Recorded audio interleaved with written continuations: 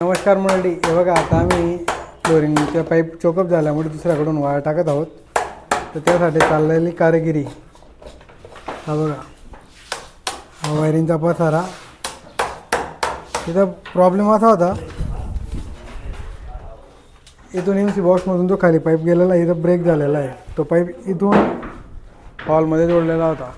नेमका आता तो ब्रेक राहिल्यामुळे आम्हाला आता तो बेडरूममधून ओढून घ्यायचा आहे. असा त्या बोर्डने इथून ह्या पाईपातनं इथून परत रिटर्न अशी इथपर्यंत MC बॉक्समध्ये येणार आहे ती वायर.